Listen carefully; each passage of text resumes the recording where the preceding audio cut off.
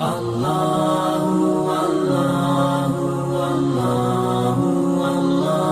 रजब की नजर की मुनासिबत से जो बात हो रही थी, गुज़श्ता तकरीर में ये अर्ज किया गया था कि नजर व नियाज दर हकीकत एक तोहफा जो खिदमत इमाम में पेश किया जाता है।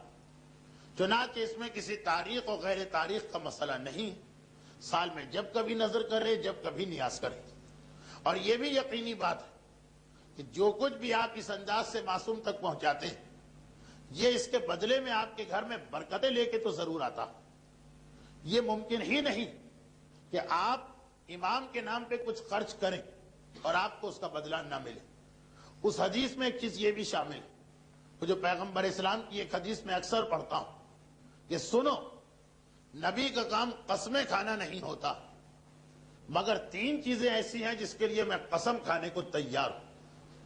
3 खर्चे ऐसे हैं जिसके लिए मैं कसम खाने को तैयार हूं। नबी कसम नहीं खाता, मगर इन 3 चीजों के लिए कसम खा रहा कि अगर कोई ये 3 खर्चे करेगा तो आखिरत का जो अजर है वो तो महफूज रहेगा, दुनिया में भी उसे कम से कम 70 गुना होकर वापस मिलेगा।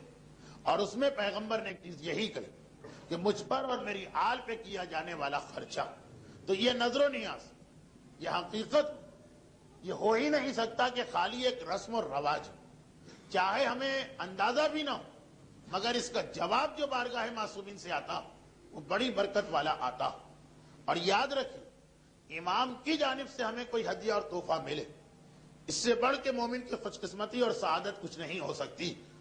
वो वाकया भी आप याद करें कि इमाम की तरफ से कुछ मिले तो छोड़े, इमाम की तरफ से खाली जुमला सुनने को मिल जाए, इसकी खातिर इब्तिदाई अहद इस्लामी में लोग कितने जतन करते थे। यहां तक कि वो वाकया जो अगरचे फिक़ही एतबार से हराम है, लेकिन उस वक्त तक ये मसला नहीं आया था, जो नाचे पैगंबर इस्लाम उस आदमी की इस गलती को माफ भी किया और ये कह के माफ किया कि अमल गलत है मगर नीयत कितनी अच्छी।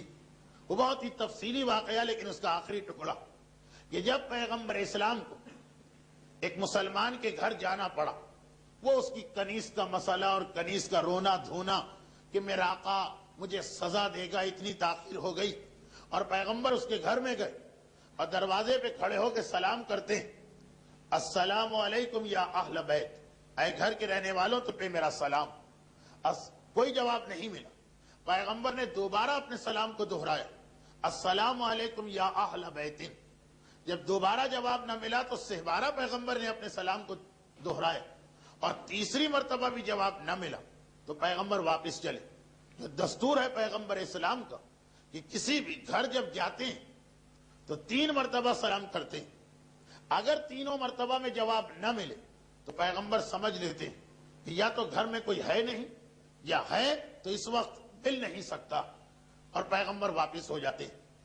तीसरी मर्तबा जब पैगंबर सलाम करके वापस हुए तो एक मर्तबा घर का दरवाजा खुलता और साहिब खाना दौड़ के बाहर आता, व अलैकस्सलाम या रसूल अल्लाह, व अलैकस्सलाम या रसूल अल्लाह, व अलैकस्सलाम या रसूल अल्लाह। पैगंबर इस्लाम ने सवाल किया, ये बिहार की हदीस जिसे शहीद मुर्तजा मुतहरी ने दास्तान रास्तान यानी सच्चों की कहानियों में भी नकल किया कि पैगंबर इस्लाम फरमाते हैं कि ऐ शख्स इतनी देर से बाहर आया, क्या मेरे सलाम की आवाज तूने नहीं सुनी? कहा अल्लाह के रसूल आवाज तो सुन ली थी। तो कहा कि फिर जवाब क्यों नहीं दिया?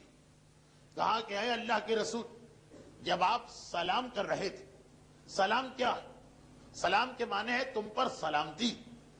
इस्लाम की निगाह में एक मोमिन पर दूसरे मोमिन की जान माल और इज्जत का कितना एहतराम कि जब पहली मुलाकात हो उसका चेहरा देखो तो पहली बात यही कहो कि अल्लाह की सलामती तुम पर, मैं तुम्हारे लिए पैगाम सलामती लेके आया हूं। तो उसने कहा कि अल्लाह के रसूल, जब आप सलाम कर रहे थे तो गोया सलाम नहीं थी, एक दुआ मुझ पर भेज रहे थे। मैंने सोचा कि अगर मैं पहली मर्तबा आपको जवाब दे दूंगा तो आप दोबारा सलाम नहीं करेंगे, और मेरा दिल चाह रहा था कि मुझे और मेरे घर वालों को आपकी तरफ से ज्यादा दुआ मिले। चुनांचे मैंने दोबारा आपका सलाम सुना और फिर मैंने सोचा कि अगर मैंने जवाब दे दिया तो जो दुआ रसूल की जबान से मेरे घर में आ रही उसका सिलसिला रुक जाएगा। चुनांचे मैंने फिर इंतजार किया, तीसरी मर्तबा जो आपने सलाम किया ये तीसरी दुआ बनी। پھر بھی میرا دل نہیں چاہ رہا تھا جواب دینے کا، کہ اگر میں جواب دیتا ہوں تو دعائے سلامتی میں کمی ہوتی ہے، ایک مرتبہ آپ اور سلام کریں، لیکن جب میں نے دیکھا کہ آپ تیسرے سلام کے بعد آپ واپس پلٹ رہے ہیں تو پھر میں نے آپ کو سلام کا جواب دیا۔ آج تو فقہی اعتبار سے جواب سلام واجب بھی ہے اور واجب فوری بھی ہے، فوراً جواب دینا، یہاں تک کہ اگر نماز تک میں آپ کو کوئی سلام کرے تو مسائل شریعہ کا خیال کرتے ہوئے اسی نماز میں آپ کو جواب سلام کرنا رد السلام واجب۔ لیکن پہلی بات یہ واقعہ اس وقت کا ہے کہ جب یہ فقہی حکم نہیں آیا تھا، اور دوسری بات یہ کہ بہرحال وہ انسان اس مسئلے سے جاہل تھا، تو پیغمبر اسلام نے کیا اس سے ارشاد فرمایا؟ کہا کہ اے شخص تیرا عمل تو انتہائی بدتر تھا، کہ اگر اسلام میں سلام کا جواب اس وقت تک واجب نہ بھی ہوا تب بھی بہرحال ایک آدمی پکار رہا، اسے زیادہ زحمت میں ڈالنا، اس اعتبار سے عمل تیرا بدتر تھا لیکن نیت تیری بہترین تھی، اس لیے خدا نے اس نیت پر بھی تجھے اجر دیا۔ لیکن بہرحال یہ مسئلہ اس وقت تک جب تک کہ فقہی حکم نازل نہیں ہوا۔ تو اب اس زمانے کے لوگ فقط ایک دعا ہم کو رسول کی جانب سے مل جائے اس کے لیے اتنے جتن کیا کرتے ہیں، اور اگر واقعاً کوئی ہدیہ اور تحفہ مل جائے، مانعین زکوٰۃ کے سلسلے میں ایک واقعہ آتا ہے فقہی کتابوں میں بھی، قرآن کی تفاسیر میں بھی اور احادیث کی کتابوں میں بھی۔ واقعہ اصل میں تو بڑا طولانی ہے لیکن اس کا ایک مختصر سا حصہ، کہ پیغمبر اسلام نے مسجد میں ایک صحابی کو دیکھا جو حد سے زیادہ نماز جماعت کے شائق۔ پیغمبر کے زمانے میں لوگوں میں باقاعدہ مقابلہ ہوتا تھا کہ کون نماز جماعت کے لیے پہلے آئے، اس لیے کہ نماز جماعت کا ایک تو ویسے ہی ثواب بہت زیادہ، اور اس کے بعد پھر جماعت کی ہر صف کا ثواب جیسے جیسے امام کے قریب ہوتے جاؤ بڑھتا جاتا، اور ہر صف میں بھی جتنا امام کے قریب ہو اتنا ثواب زیادہ ہوتا جاتا۔ تو پیغمبر کے زمانے میں باقاعدہ مقابلے ہوتے تھے کہ کون آدمی پہلے آتا۔ نیکی کے کاموں میں اگر ثواب حاصل کرنے کی خاطر مقابلہ ہو، اسلام کو اس پہ کوئی اعتراض نہیں بلکہ اس کو بھی عبادت سمجھا، اور اگر ذاتی غرور اور تکبر اور فقط دوسروں کو ذلیل کرنے کی خاطر مقابلہ، تو اسلام نے اس کو حرام قرار دیا۔ تو اب ایک مقابلہ ہو رہا، جیسے ہمارے معاشرے میں بچوں کے کوئز کمپٹیشن ہوتے ہیں، انعامات رکھے جاتے ہیں، فقط اس لیے کہ نیکی کے کام کا مقابلہ اسلام کو پسند ہے، اور پیغمبر نے خود اپنے زمانے میں کئی ایسے مقابلے کروائے۔ بہرحال تو مقابلہ ہوتا ہے تمام صحابیوں کا، اور مدینے میں اس وقت کے جو صحابی ایک سے ایک عقیدت مند رسول کا اور ایک سے ایک عبادت کے لیے دوڑنے والا، لیکن پھر بھی ایک صحابی ایسا جو روزانہ اور ہر نماز میں 5 مرتبہ باقی سب کو شکست دے دیتا، وہ سب سے پہلے پہنچتا ہے اور صف اول میں بیٹھتا ہے، کبھی بھی کوئی آدمی اس کو شکست نہ دے پائے۔ پیغمبر اسلام نے محسوس کیا کہ بیچارہ بڑی غربت میں، تو ایک دن پروردگار عالم سے کہا کہ پروردگار، ایسا نمازی 5 وقت کی نماز کا پابند، مسجد میں اتنی باقاعدگی کے ساتھ آنے والا، پروردگار اس کی حالت کو بہتر کر دے، یہ غربت کے عالم میں ہے، اس کی غربت برداشت نہیں ہو رہی۔ تو جواب آیا کہ اے حبیب، اپنے بندوں کے بارے میں ہم بہتر جانتے ہیں کہ کس کو کس حالت میں رکھا جائے۔ اگر کسی کو غربت میں رکھا ہے تو یہ غربت ہی اس کے لیے بہتر، اور کسی کو دولت کے ساتھ رکھا ہے تو یہ دولت ہی اس کے لیے بہتر، لیکن چونکہ تو نے خواہش ظاہر کی اس لیے دکھا دیا جاتا ہے کہ آخر اب تک میں نے ایسے نمازی اور مقدس ترین انسان کو کیوں غریب رکھا۔ اور پھر ایک مرتبہ جبرائیل ایک دینار لے کے آتے ہیں، اللہ کے رسول اپنے ہاتھ سے یہ دینار اس آدمی کے سپرد کر دیں۔ پیغمبر اسلام نے اب جو نماز ہوئی اس کے بعد اس کو بلایا اور کہا کہ تمہاری حالت کو دیکھ کے میں نے خدا سے دعا کی، اور یہ ایک دینار تمہیں دیا جاتا ہے، اس سے کاروبار کرو۔ واقعہ بڑا مشہور ہے، میں تو صرف اس کا ایک پیغام دینا چاہ رہا ہوں۔ اس نے اس دینار کو اپنے کاروبار میں لگایا، اور اب جو اس دینار میں برکت ہے تو وہ مدینے کا سب سے مالدار انسان بن گئے۔ یہاں تک کہا گیا کہ مدینے کے باہر ایک پوری وادی ایسی تھی، پوری وادی پہاڑیوں کے درمیان کا علاقہ جس میں فقط اس کے جانور تھے، اس کے جانوروں سے بھری ہوئی یہ وادی، اور تذکرہ اس زمانے کا جب عام مسلمانوں کو روٹیوں کے لالے پڑے ہوئے تھے۔ پہلے زمانے کی معاشرت میں، بلکہ آج بھی جو دیہاتی علاقہ وہاں روپے پیسے کی اتنی ویلیو نہیں، جتنی ویلیو اس بات کی ہے کہ زمینیں کس کے پاس زیادہ ہیں اور جانور کس کے پاس زیادہ.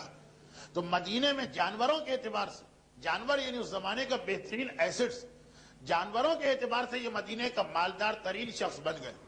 لیکن نتیجہ یہ نکلا کہ اب نہ تو یہ نماز میں آ پاتا، نہ اس کو جماعت مل پاتی، نہ ہی یہ وہ جو مقابلہ تھا دوسروں سے اس میں حصہ لے پاتا.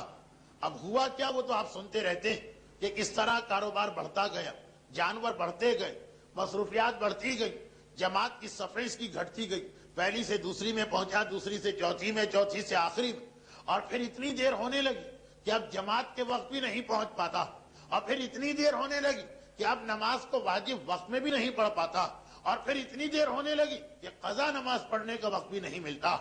ایک دن پیغمبر اسلام نے اس کی غیر حاضری کو محسوس کر لی.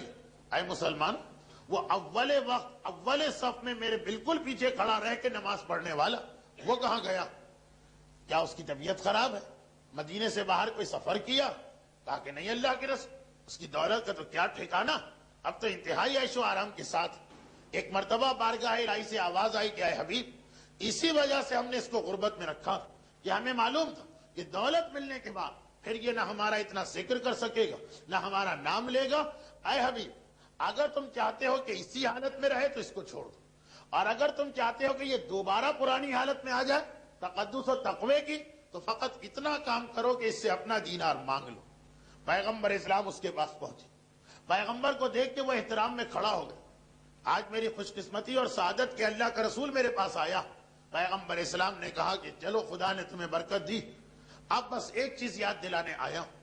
1 دینار میں نے قرضہ دیا تھا جس سے تم نے کاروبار شروع کیا، لا وہ دینار واپس کرو. کہا اللہ کے رسول 1 کیا ہزاروں دینار آپ کے لیے حاضر. کہا کہ نہیں، یہ تو فقط قرضے کا مسئلہ، کوئی چندہ ڈونیشن عطیہ تو نہیں مانگا جا رہا، وہی 1 دینار وہی واپس کرو. اور وہ دینار اس نے پیغمبر کو واپس کی.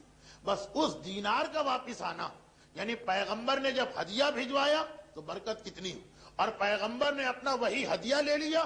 اب اس کے بعد نقصان کتنے ہوئے کہ چند مہینے بھی نہیں، چند ہفتوں کے اندر حالت یہ ہوئی کہ وہ ساری دولت ختم ہو گئی. ہاتھ جھاڑ کے دوبارہ مسجد النبوی کی پہلی صف میں باقاعدگی سے آ کے پیغمبر کے پیچھے نماز پڑھنے والا صحابی بن گیا. واقعہ بڑا دلچسپ ہے، میں نے بہت اس کو شارٹ کر دیا کیونکہ مشہور واقعہ، لیکن اس سے جو میں پیغام دینا چاہ رہا تھا وہ یہ کہ بس یہ ذہن میں رکھیے گا کہ اگر وہاں سے بارگاہ رسالت و امامت سے ہمارے لیے کوئی تحفہ آتا، اس سے زیادہ برکت والی کوئی چیز نہیں. 1 دینار بھی اگر آتا تو لاکھوں میں انسان کھیلنے لگتا. اور یہ ممکن نہیں کہ ہم امام کے نام پہ کچھ بھی خرچ کریں، نظر ہو، نیاز ہو، مجلس ہو، ماتم ہو، زیارت ہو، امام کے نام پہ کوئی خرچ کیا جائے. یہ ممکن ہی نہیں کہ امام اس کا ریٹرن ہم کو نہ دے، امام کی جانب سے اس کا بدلہ ہم کو نہ ملے. لیکن بس ایک بات کا خیال رکھنا، اور وہی جو ہمارے یہاں سب سے زیادہ غلطی ہو جاتی وہ یہ کہ بس اس بات کو ذہن میں رکھتے ہوئے امام کی خدمت میں تحفہ بھجوانا کہ جو چیز ہم بھجوا رہے ہیں وہ وہاں تک پہنچ جائے. ایسا نہ ہو کہ راستے ہی میں وہ غائب ہو جائے، ایسا نہ ہو کہ امام کے ہاتھوں تک وہ نہ پہنچ پائے. جب وہاں پہنچے گی نہیں تو وہاں سے بدلہ بھی نہیں آئے گا. یعنی دوسرے الفاظ میں میرا مطلب یہ کہ جو ہم نظر و نیاز کرتے ہیں اس کے بعد ہمارے گھروں میں برکت آنا چاہیے. لیکن بدقسمتی یہ کہ ہم میں سے اکثر کی یہ نظر و نیاز، اس میں 2 بڑی غلطیاں ہو جاتی ہیں. ایک نظر و نیاز کے موقع پر، وہ غلطی پچھلے ہفتے آپ نے سنی، اور ایک اس سے پہلے نظر و نیاز کی تیاری کے دوران. اور یہ کیا غلطی؟ یہ وہی غلطی جو اس دنیا کے ملعون ترین انسانوں میں سے ایک نے کی تھی، اور اس کی آج تک وہ سزا بھگت رہا. اور اس نے اس دنیا میں اسی کی وجہ سے پہلی مرتبہ قتل و غارت گری کا وہ سلسلہ قائم کیا کہ آج تک جتنا قتل ہو رہا اس کا عذاب اس کے نامہ اعمال میں بھی لکھا جا رہا. آج بھی امریکہ نے جو شدید ترین بمباری کی کہ اخبارات یا خبریں یہی، یہ معصوم بچے تک شہید ہو رہے ہیں. بہرحال یہ ظالم ہے، ان کو تو اس کے ظلم کی سزا مل ہی رہی، مگر معصوم کی روایت کے مطابق یہ ساری سزا اول قاتل کے نام پہ لکھی جا رہی. اور اس سے غلطی یہی، اپنی غلطی کا احساس کیے بغیر دوسرے کے اوپر حملہ کرنا. اچھا وہ کون؟ قابیل ملعون، جو اپنے سگے بھائی جناب حابیل کو شہید کرتا. اور دیکھیے قابیل نے جو غلطی کی تھی، یہ غلطی آج ہمارے یہاں بڑی کثرت کے ساتھ ہو رہی. وہ کیا ہے کہ ہم اپنی غلطی کی وجہ سے شریعت کے مجرم بنے، اور پھر اگر کوئی آدمی ہماری غلطی بتائے تو بجائے اس کے کہ ہم اس کا شکریہ ادا کر کے اپنی غلطی کی اصلاح کریں، الٹا اسی پہ چڑھ دوڑے۔ ایسا ہوتا بھی، یہ میراث کے مسائل۔ ابھی جو میں کہہ رہا تھا کہ یہ وضو غلط اور نماز غلط اور عبادتیں غلط اور غسل غلط، تو کتنے ہی لوگ ایسے ہوں گے جو ان تمام عبادتوں کی غلطی کو برداشت نہیں کر پا رہے ہوں اور کہہ رہے ہوں گے کہ غلط مسئلہ ممبر سے بیان ہو رہا۔ بھلا یہ ممکن ہے کہ ارحم الراحمین خدا ہماری 50 سال کی عبادتوں کو ضائع کر دے؟ یہ ہو ہی نہیں سکتا۔ مسئلہ بتانے والا غلط کر رہا، چنانچہ ہم آئندہ بھی یہی کرتے رہیں گے۔ یہ سنت قابیل، یہ طریقہ قابیل، حابیل و قابیل کے واقعے میں بہرحال ہم میں اور عام مسلمانوں میں ایک بڑا اختلاف ہے۔ ہمارا مسئلہ یہ، ہمارے یہاں روایت یہی کہ ایک مرتبہ حضرت آدم کو یہ پیغام ملا کہ اللہ تمہارے 2 ہی بیٹے، ان میں سے یہ دیکھنا چاہتا کہ کون ہے تمہاری وراثت کا اہل، کون ہے کہ جو تمہارا وارث بنے، کون ہے کہ جس کو یہ عہدہ نبوت تمہارے بعد دیا جائے۔ 2 بیٹے، دونوں کے باپ آدم، دونوں کی ماں حوا، اب ان میں سے کس کو یہ عہدہ عطا کیا جائے؟ چنانچہ پروردگار عالم نے اعلان کیا کہ اپنی جانب سے ایک تحفہ میری بارگاہ میں لے کے آؤ، جس کا تحفہ میں قبول کروں گا، جس کا تحفہ میں قبول کروں گا، بس وہی آدم کے بعد میرا نمائندہ بن کے نبی بنے گا۔ یہ جو ہمارے یہاں روایت ہے، اور بعض عام کتابوں میں لکھا کہ وہ کسی لڑکی کا یا کوئی شادی کا یا حسن و جمال کا مسئلہ تھا۔ بہرحال اس کا ہمارے یہاں ایسی روایت کا کوئی وجود نہیں۔ اب دونوں بھائیوں نے سوچا کہ بارگاہ الہی میں تحفہ لے کے جانا، وہی جو ہمارے یہاں نظر و نیاز ہوتی، اسی کی ایک شکل۔ اللہ برکت دینا جا رہا، مگر پہلے طلب کیا کہ میری بارگاہ میں کچھ لے کے آؤ، اس کے بعد اس کا بہترین بدلہ تمہیں ملے۔ دونوں بھائی لے کے آئے۔ قابیل کھیتی باڑی کرتا، جناب حابیل مویشی پالتے، یہ سنت انبیاء۔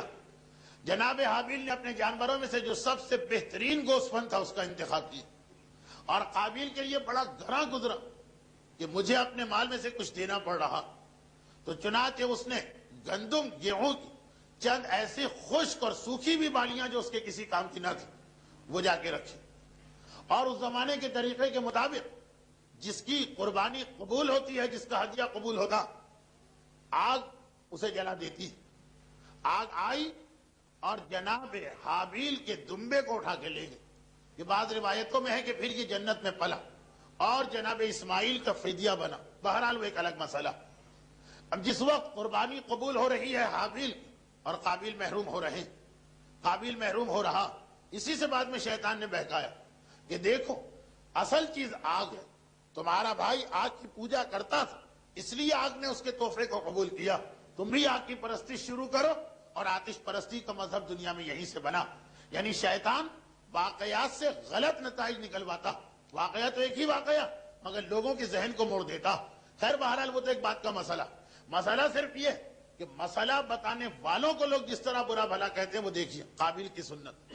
چنانچہ جب قابیل پریشان ہو، اپنے بھائی حابیل سے کہنے لگا کہ بھائی حابیل یہ کیا ہو گیا کہ اللہ نے تمہاری قربانی کو قبول کر لی اور میرے تحفے کو رد کر دی؟ تو جناب حابیل نے وہ جواب دیا جو سورہ مائدہ میں نقل ہوا، جس کا آخری ٹکڑا یہ ہے کہ انما یتقبل اللہ من المتقین، خدا ہر ایرے غیرے کے عمل کو قبول نہیں کرتا، کہ جو بھی اپنا عمل لے کے پہنچا خدا نے قبول کر لیا۔ بارگاہ الہی میں اسی کا عمل قبول ہے جو متقی۔ انما یتقبل اللہ من المتقین، وہ اصول جو قرآنی آیت ہے، لیکن اصل میں یہ جملہ جناب حابیل کا، اور قیامت تک کے لیے یہ جملہ ہر نیک کام کرنے والے کے لیے گائیڈ لائن، ایک گائیڈنس بنا کہ اگر اپنے عمل کو خدا کے یہاں قبول کروانا تو عمل کر لینا کافی نہیں، اس کے ساتھ تقویٰ ہونا چاہیے۔ اب دیکھیے حابیل نے مسئلہ بتایا، جیسے ہم جیسے لوگ مجرم بنتے ہیں لوگوں کو مسئلہ بتا کے کہ آپ نے فلاں غلطی کی ہے تو نماز آپ کی باطل، اگر نماز صحیح کرنا ہے تو یہ اصلاح کیجیے۔ قابیل ایک مرتبہ آستینیں پلٹ کے کھڑا ہو گئے، کیوں خدا نے میرا جو تحفہ قبول نہ کیا سو نہ کی، یہ کیسے حابیل نے کہہ دیا کہ میں متقی نہیں؟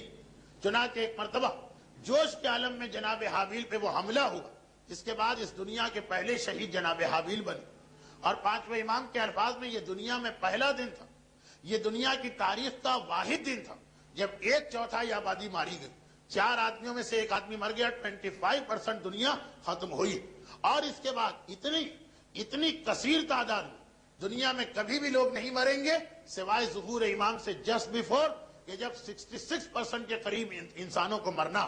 بہرحال قابیل نے جناب حابیل کو شہید کر کے دو تین چیزیں ہمارے سامنے واضح کر دی۔ جناب حابیل کی سنت یہ بنی، نبی کا پہلا معصوم بیٹا کہ جو شہادت کی منزلت میں فائز ہوا، جس کا ماتم آدم نے بھی کیا اور ماں حوا نے بھی کیا۔ جناب حابیل کی سنت یہ بنی کہ اگر کسی نے مسئلے میں غلطی کی ہے تو اس کی غلطی بتائی، اور قابیل ملعون کی سنت یہ بنی کہ اپنی غلطی کو کبھی نہیں مانے گا، مسئلہ بتانے والے پہ چڑھ دوڑے گا، اور اگر اس کا بس چلے گا تو اسے قتل بھی کر دے گا۔ بس نہیں چلتا ہے تو غیبت کر کے، تہمت لگا کے، برا بھلا کہہ کے، مذاق اڑا کے بات کو ٹال دیا جاتا۔ ایک تو یہ چیز، اور دوسری چیز اس واقعے سے ہمارے سامنے یہ آ گئی کہ بارگاہ الہی میں پیش کر دینا بیکار، بلکہ اپنی قربانی کو، اپنے تحفے کو اس قابل بنانا کہ خدا قبول کر لے۔ اور اس قابل بنانے کا ایک مطلب تو یہ ہے کہ آدمی متقی، اور دوسرا مطلب کیا ہے؟ معصوم سے پوچھا گیا کہ خدا نے آخر ایک کا تحفہ قبول کیوں کیا، ایک کا رد کیوں کیا؟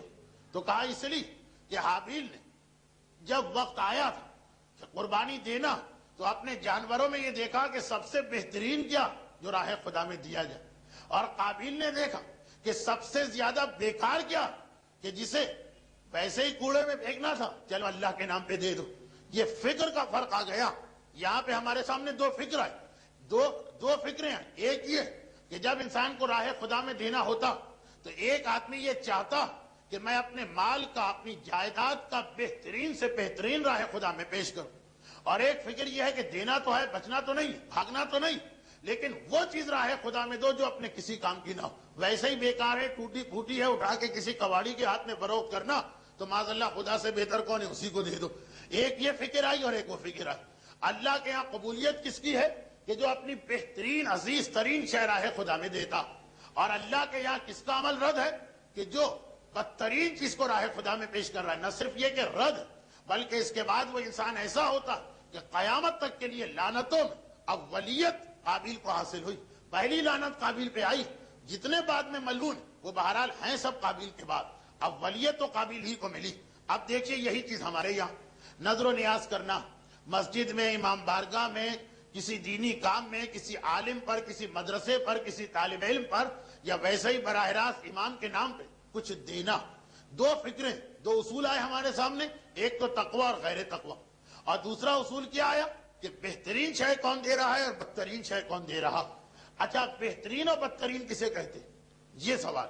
لوگ کہتے ہیں کہ واہ آج کل ہم بہترین چیزیں دیا کرتے، پہلے زمانے میں لوگ وہ میٹھی ٹکیاں رکھ دیتے تھے نظر و نیاز میں کہ کھائی بھی نہ جائے۔ اب بریانی ہے، اب قورمہ ہے، اب حلیم ہے، اب ایک سے ایک ٹیسٹی، ایک سے ایک لذیذ، ایک سے ایک معاشرے کی پسندیدہ غذا اس کے اوپر لا کے رکھی جاتی۔ وہ پہلے زمانے کے معاذ اللہ سوکھے سوکھے دسترخوان سے کہ آدمی فقط چک کے اٹھ جاتا تھا۔ آج دنیا کی ہر نعمت کو لا کے رکھا، تو ہم تو حابیل کی سنت پہ چل رہے ہیں کہ اپنے مال سے بہترین بریانی پکاتے ہیں، اور بہترین مثلا کھچڑا، بہترین دال، جو کچھ بھی ہر چیز سپرلیٹو ڈگری والی تیار کرتے۔ ہم حابیل کی سنت پہ عمل کر رہے ہیں؟ جی نہیں، اس کا نام بہترین نہیں۔ بہترین اس کا نام نہیں ہے کہ آپ نے بجائے میٹھی ٹکیا کے مثلا بریانی تیار کر، یا کھیر کے بجائے کہ جو لوگ کم کھاتے ہیں مثلا گاجر کا حلوہ آپ نے لا کے رکھ دیا کہ جو لوگ زیادہ شوق سے کھاتے ہیں۔ یہ بہترین نہیں۔ بہترین اور بدترین کا معیار کچھ اور۔ حدیث امام پیش کرنے کے بجائے ایک واقعہ پیش کر دوں جو ایک ایسی شخصیت کا جو احادیث امام پر ہم سب سے زیادہ معرفت رکھتا تھا۔ یہ واقعہ آپ اکثر علماء سے سنتے ہیں، لیکن میری تقریر اس نقطے پہ آ گئی کہ غالباً اس واقعے سے بہتر کوئی واقعہ اس وقت ہو ہی نہیں سکتا کہ حابیل کی سنت یہ ہوئی کہ راہ خدا میں بہترین چیز دو، قابیل کا طریقہ یہ ہوا کہ جو چیز ویسے ہی سڑ رہی وہی اٹھا کے راہ خدا میں دے دو۔ مرحوم مولانا غلام عسکری صاحب علی اللہ مقامہ کا جملہ کہ میں اکثر مجالس میں پڑھتا رہتا تھا، مرحوم کہہ رہے کہ دیکھیے علم دین واجب ہے، علم دین لازم ہے، یہ واجب کفائی ہے۔ آپ اپنی اولاد میں سے کسی کو ڈاکٹر بناتے ہیں، کسی کو انجینئر بناتے ہیں، تو اسی طرح سے آپ کسی کو عالم بھی بنائیے۔ خیر معاشرے پہ کیا اثر اور ٹس سے بس نہیں ہوتا ہے معاشرہ۔ لیکن ایک دن ایک مرد مومن میرے پاس اپنے بیٹے کو لے کے آ گئے، کہا کہ مولانا میں آپ کی تقریر سن کے بڑا متاثر ہوا، اور یہ میرا بیٹا حاضر ہے آپ کے لیے، جو آپ کا مدرسہ ہے داخل کیجیے اور اسے عالم بنائیے۔ مولانا کہتے بڑی خوشی ہوئی، کسی پہ تو اثر ہوا میری بات کا، مگر ایک مرتبہ پوچھ لیا کہ بہرحال کس چیز نے آپ کو سب سے زیادہ شوق دلایا کہ اپنے بیٹے کو عالم بنائے؟ تو اس کا جواب کیا تھا؟ خیر اس کا جواب تو جو کچھ ہو، میں اپنے الفاظ میں یہ کہہ رہا ہوں، اس کا جواب کیا تھا؟ مولانا پوچھ رہے ہیں کس چیز نے آپ کو شوق دلا، کس چیز نے آپ کو انکریج کیا کہ آپ بیٹے کو عالم بنا؟ کیا جواب ہوگا؟ ثواب۔ کیا جواب ہوگا؟ عالم کی اہمیت۔ کیا جواب ہوگا؟ امام کے یہاں جو مرتبہ ہے ایک عالم اور اس کے گھر والوں کا۔ لیکن ایک جواب کیا تھا؟ بیٹے کی نالائقیت۔ اتنا نالائق بیٹا تھا جس نے مجبور کر دی کہ مولانا میں نے اس بیٹے کو ہر لائن میں ڈالا، پڑھانا چاہا تو پڑھنے سے انکار کیا، کام سکھانا چاہا تو کام کرنے سے انکار کیا، کسی لائن میں یہ فٹ نہیں ہو رہا تو میں نے سوچا کہ اس کو عالم ہی بنا لو، کسی نہ کسی طرح اپنا گزارا کر لے گا۔ یہ طریقہ جو مولانا نے ایک واقعہ سنایا، جو وہی میں کہہ رہا ہوں طریقہ قابل، کہ جو چیز بالکل بیکار ہو بھیجو، اور حابیل جو بہترین سے بہترین، آپ کے خیال میں آپ کی اولاد میں جو سب سے بریلینٹ، جس پر آپ کو سب سے زیادہ بھروسہ، جس پر آپ کو سب سے زیادہ یقین ہے کہ خاندان کا نام جو ہے وہ چمکا دے، وہ پیش کیا جائے بارگاہ الہی میں کہ پروردگارا بہترین میری اولاد ہے، اس لیے تیرے راستے میں پیش کر رہا ہوں۔ یہ تو خیر ایک ضمنی بات آگے، لیکن اس اصول کی بات نظر و نیاز کی روشنی کہ اگر ہم یہ سمجھیں کہ اچھے باورچی کا ہاتھ لگنے سے، اگر ہم یہ سمجھیں کہ لذیذ غذا تیار کرنے سے ہمارا دسترخوان جناب حابیل کی طرح سے بہترین بن گیا، تو یہ غلط۔ کیونکہ پہلی بات تو یہ، بس یہی آخری جملہ، کہ جسے آپ لذیذ ترین سمجھ رہے ہیں، ہو سکتا ہے ہمیں اور آپ کو لذیذ ترین لگے جو آئے، مگر یہ دسترخوان تو امام کے لیے جا رہا، امام اس کو لذیذ ترین سمجھ رہے ہیں یا نہیں؟ امام کے یہاں لذت کا معیار کیا؟ امام کے یہاں بہترین کھانے کا معیار کیا؟ بریانی امام کے یہاں بہترین کھانا نہیں، قورمہ امام کے یہاں بہترین کھانا نہیں، یہ جملے امام کے یہاں بہترین کھانا نہیں کہ کیا پکایا تھا کہ لوگ انگلیاں چاٹتے رہ گئے، یہ امام کے یہاں معیار نہیں۔ امام کا معیار بہلول دانا سے پوچھے، بہت مشہور واقعہ، لیکن اس سے اندازہ کہ امام کے یہاں بہترین غذا کسے کہتے ہیں کہ پھر وہ قبول ہو۔ اور اس کی مزید کچھ وضاحتیں آئندہ ہی ہوں گی، آج تو وقت نہ رہا درس میں۔ بہلول دانا، وہ دانا کہ دنیا ان کو دیوانہ سمجھ رہی، مگر صاحبان معرفت جانتے ہیں کہ اس دور میں معصوم کے شاگردوں میں ان سے زیادہ دانا کوئی نہیں۔ ہارون سے اکثر ان کے مذاق چلتے رہتے ہیں، بعض علماء نے لکھا بھی ہے کہ یہ ہارون کے چچا زاد بھائی تھے، ذرا دور کے رشتے سے، لیکن بہرحال خاندان کے افراد میں سے ایک فرد تھے۔ بہلول دانا شہر سے باہر ویرانے میں بیٹھے، پرانا زمانہ جہاں شہر کا کوڑا کرکٹ ڈسپوز آف کرنے کا ایک ہی طریقہ تھا کہ شہر سے باہر وہ مزبلہ بنایا جاتا ہے، کوڑا گھر، اور پورے شہر کا کوڑا لا کے وہاں ڈال دیا جاتا، سڑتا ہوا کوڑا، پیٹ پھٹے ہوئے جانور، مردار جانور، اور غرض یہ کہ ہر قسم کا کوڑا۔ بہلول وہاں بیٹھے، ہارون کے یہاں کسی کی دعوت تھی، چنانچہ بہترین کھانے پکائے گئے۔ شاہی باورچی سے کہا گیا کہ آج دعوت والے کھانے پکانا، اس نے بھی بہت محنت کے ساتھ بہترین کھانے پکائے۔ خلفاء کا ایک خاص طریقہ کار ہمیشہ رہتا، بلکہ ہر بادشاہ کا ایک خاص ڈش تیار ہوتی ہے فقط بادشاہ کے لیے، اور وہ ڈش جو ہے اصل میں ایک قسم کا وہ پریسٹیج میٹر ہوتی، یعنی بادشاہ، صرف بادشاہ اس کو دسترخوان پہ بادشاہ کے لیے مخصوص، اور اگر بادشاہ اس میں سے ایک آدھ لقمہ کسی کو دے تو یہ گویا اس کے لیے ایک بڑی عزت، ایک آنر ہو گئے۔ جیسے آج کل کسی کو میڈل ویڈل دیے جاتے ہیں، وہ ایک لقمہ ایک عزت ہو گئی کہ بادشاہ مجھے اتنا بڑا اعزاز دیا، ایک لقمہ۔ آج بھی دسترخوان پہ سارے کھانے سجائے گئے اور وہ اسپیشل ڈش بھی لائی گئی، طعام شاہی۔ خیر کھانے کے دوران جو مہمان آئے تھے سب کے سب وی آئی پیز تھے، ان میں سے ایک یا دو کو ہارون نے ایک ایک لقمہ اس میں سے دے دی، جو اب آج کل کی اصطلاح میں سارا دسترخوان وی آئی پیز کا تھا، مگر یہ لوگ وی آئی پیز تھے، چنانچہ ایک ایک لقمہ ان کو دے دیا گیا۔ تو یہ 2 یا 3 آدمی تھے کہ جن کو بہرحال یہ لقمے ملے، اور باقی اگرچہ سب مہمان چنے ہوئے مہمان سلیکٹڈ پرسنالٹیز ہیں، سب کے سب بہرحال معززین میں سے ہیں، لیکن تحفہ کسی ایک یا دو کو ملا۔ کوئی ایسی بات نہیں، سب کو پتا کہ بادشاہ کا ہی تحفہ تو کہیں ہزاروں میں کسی ایک کو ملتا ہے۔ دسترخوان ختم ہوا، ہارون کو یاد آیا، کہا کہ بہلول بہت دنوں سے نظر نہیں آئے، پہلے تو ہر صبح و شام ایک چکر لگتا تھا، اکثر دسترخوان کے قریب بھی ہوتے تھے، لیکن کئی دنوں سے نظر نہیں آئے، کہاں ہے بہلول؟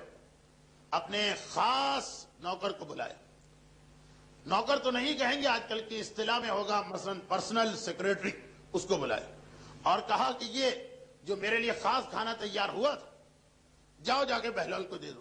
بادشاہوں کا مزاج ایسا ہی ہوتا کہ جیسا کہ سعدی نے گلستان میں لکھا کہ کبھی ان کو گالی دو تو وہ خلت دیتے اور کبھی سلام کرو تو وہ گردن کٹوا دیتے. بادشاہ کے مزاج کا کوئی بھروسہ نہیں. جاؤ بہلول کو دے دو. سارا دربار ایک مرتبہ حیران ہو گئے. ایک لقمے کے لیے لوگ مرتے ہیں اور یہ پوری ڈش بہلول کے پاس جا رہی. شاہی قاعدے کے مطابق وہ بادشاہ کا خاص اسسٹنٹ یا پرسنل سیکریٹری اس پیالے کو اپنے سر پہ رکھ کے چلا. احترام، عزت اور تلاش میں نکلا بہلول. لوگوں نے کہا کہ وہ تو ہمیں کئی دنوں سے کھنڈر میں نظر آ رہے ہیں، وہ جو شہر کے باہر کوڑا گھر وہاں بیٹھے.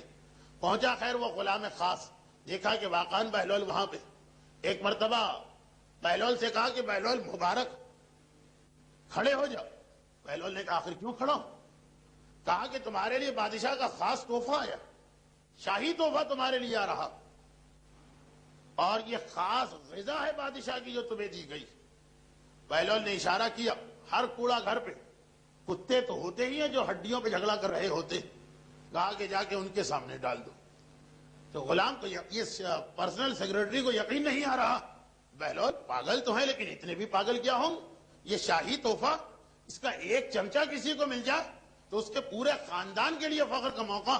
جی ہمارے خاندان میں بادشاہ نے ایک چمچہ بھجوایا تھا شاہی تحفے کا، اور یہاں پوری ڈش مل رہی اور کہہ رہے کتے کے آگے ڈال دو. کہ بہلول کو ہوا کیا؟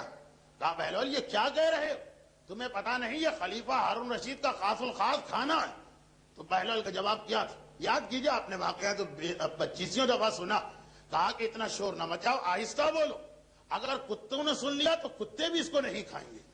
اچھا یہ جو کچھ بھی بہلول نے کہا بہت بڑا فلسفہ، بہت بڑا فلسفہ. یہ ظالم حکمران، اس کا مال حرام، مال حرام سے تیار کردہ غذا ہمیں اور آپ کو کتنی ہی لذیذ کیوں نہ لگے، لیکن جس کو اس کی حقیقت پتا ہو کہ یہ حرام والی غذا وہ اتنی نجس، اتنی بدبودار، ایسی گھناؤنی، ایسی قیاور ہوتی کہ واقعاً کتوں کو بھی اگر پتا چل جائے کہ یہ مال حرام تو وہ بھی اس کے قریب نہ پھٹکیں اگر وہ مکلف ہوتے، اگر ان کے پاس اتنا احساس ہوتا. بہلول بتا رہے ہیں کہ جسے تم بہترین غذا سمجھ رہے ہو چونکہ مال حرام سے تیار شدہ، تو میری نگاہ میں تو یہ کتوں کے قابل بھی نہیں، کتوں کو بھی دھوکہ دے کے کھلایا جا رہا. تو اب اگر ہم نے بہترین نظر و نیاز تیار کی، واہ واہ کیا کھانا ہوا ہے آج، کیا دسترخوان تھا فلاں صاحب کا. اب تو باقاعدہ یہ 22 رجب کے کنڈے یا اور دوسرے مواقعوں پر ٹینٹ لگتے ہیں، سڑکیں گھیری جاتی ہیں، باقاعدہ بہرے آتے ہیں سرو کرنے کے لیے، بڑی بڑی میزیں ہوتی ہیں، دیگیں. اگر یہ سب خلوص کے ساتھ ہے، سب مال حلال سے ہے، تو ان مومنین کرام کو ہمارا لاکھ لاکھ سلام کہ جو اس مادی دنیا میں امام معصوم کی خاطر اپنی دولت خرچ کرنے کو تیار. پیسہ بہت سو کے پاس ہوتا مگر اتنا جذبہ کس کے پاس ہوتا؟ اگر واقعاً مال حلال ہے اور خلوص دل ہے تو ان سے بہتر کوئی نہیں.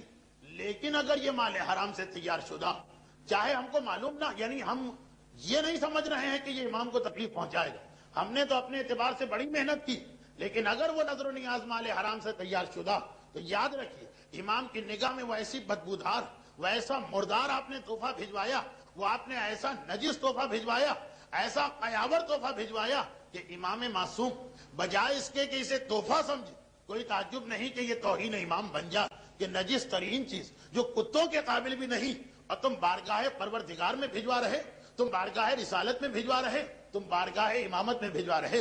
تو نظر و نیاز کرنا جتنا برکت دلوانے والا عمل، انتہائی بابرکت اعمال میں سے ایک، آپ کے گھر کی قسمت بن سکتی، سارے دلدر، ساری پریشانیاں، ساری مصیبتیں دور ہو سکتی اگر ہماری ایسی نیاز ہوئی جو خدا اور امام نے قبول کر لی.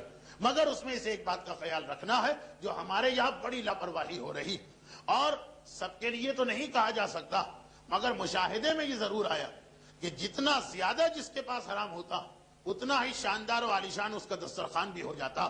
ہاں ایسے لوگ بھی ہیں جو مال حرام سے بہترین دسترخوان پیش کرتے ہیں، لیکن اکثریت کی میں بات کر رہا ہوں. تو ایسی نظر و نیاز جو مال حرام سے خدمت امام میں پہنچائی جا رہی، خود ہی آپ سوچیں کیا یہ امام کی شان کے مطابق؟ کیا امام اس سے راضی اور خوش ہو سکتے ہیں؟ اگر اس کی وجہ سے امام ہمارے گھر پہ عذاب بھی بھجوا دیں تو تعجب نہیں، مگر بہرحال ہیں وہ رحمت للعالمین کی اولاد، بہرحال ہیں وہ دنیا کے شریف ترین اور کریم ترین انسان. اس لیے ہمارے اس غلط تحفے کے باوجود امام اس کو نظر انداز کر دیتے ہیں، مگر اس کا مطلب یہ نہیں کہ ہم اپنی غلطیوں پہ اصرار کریں. چنانچہ جو فطرے کے بارے میں مسئلہ لکھا ہے کتابوں میں کہ فطرے کی پہلی شرط یہ ہے کہ مال حلال سے ہو. اگر آپ کے پاس مال حلال نہیں، مال حرام ہی، تو کسی سے قرضہ لے کے آئیے حلال اور اس سے فطرہ دیجئے. وہی اصول نظر و نیاز پر بھی مکمل اسی طریقے سے منطبق ہے جس طرح امام خمینی اور آغا خوئی نے اپنی کتابوں میں لکھا. اور بس اسی کے ساتھ میری آج کی گفتگو اختتام کو پہنچی، اور بس اتنا عرض کر دیا جائے. اللهم صل على محمد وآل